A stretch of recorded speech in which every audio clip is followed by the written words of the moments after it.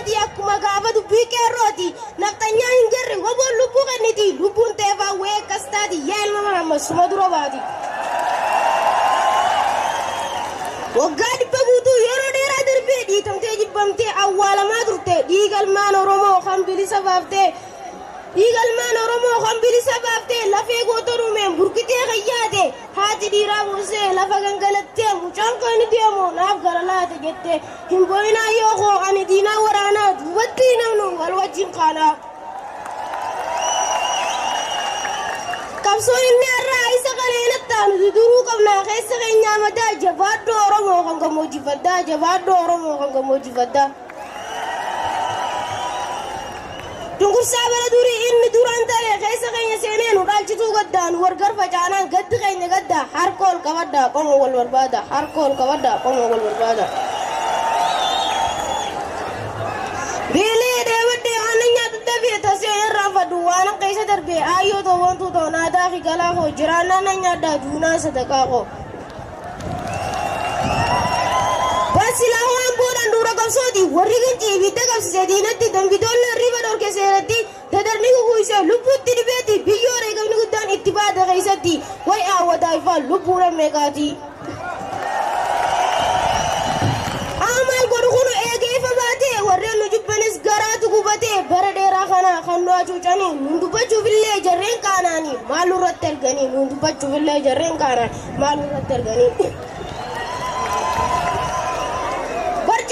Handura qabsooti goota kunooni qabna akka jaalmarrooti naftanyaan nu bittu afaan qawweetiin coroonfaan dhagaan itti roobsanii sammuu diina galaafatanii.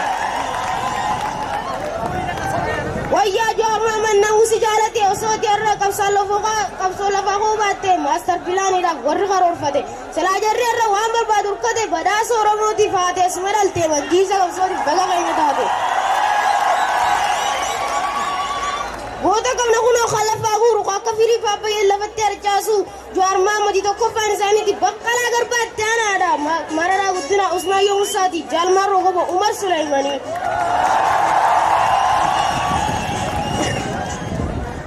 Gabrummaa jabaattee Oromoo hodoochee qeeroon takka taanaan gurri jalaan fiichee mararaa guddinaa Umar Sulayman jaran milisanii jara galaafatanii baqqalaa garbaa fi gooticha Oromoo jaalmarroon gooliitti galchan jawaariif qeerroo wancaa mana galchan. Jawaariif qeerroo wancaa mana galchan saddeetu waan kafaaf goboon biyya bulchee. Nu hin bitamnu alagaanii nu Oromoo goboo keessa nu beekanii nu sabuudhaan hin gabroomsanii lama warrabaan hay nu gabroomsanii lama warrabaan hay nu gabroomsanii. Arrabaan nu sobaa afaan qawweetiin meeqa kan guuramee mana hidhaatitti badii takka malee hanga du'aatitti meeqa kan qalamee qe'ee isaatitti simbirroo barrisii bosonaan marsi leencota bosonaa nuutu dubbisi waan nu keessa jiru itti gaggabaabsi.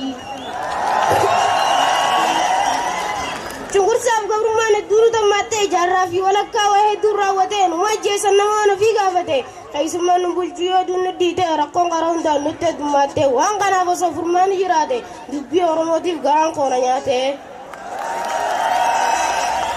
Dheeraaf gabaabaa kan waliin hammatee qallaa furdaa kan waliin fudhatee laafaaf jabaa jedhamuun beekamtee jechoo san injiirin sirriitti dabarsitee garaa kutannee hojii mul'ifnee bilisummaa bakkee addunyaa goone itti garsiifannee.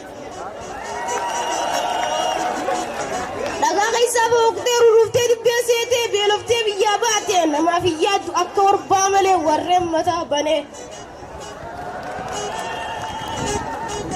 Duraan bilisummaan bannee dabsamtee nuuf hin ta'een gaddaan wajjaa soitee sabni gadaa qabu osoo nu filate qeerroon Oromoodhaa kaateeti falmattee nagaa fayyaan nu wajji dhuftee jaalalli xiqqishoo nu jalaa dhibooyte ammoo olumaa wajjin gatteessee qubatte nama afurii kan ol kee dhaabbatee isaan neerumna nama murteeffate fayyaan qeerroof gallettee walii galtee nageenya dhuftee mararra teerumtee jaalalli ol kaatee Dr. Baqqalaaf dhaabbatte.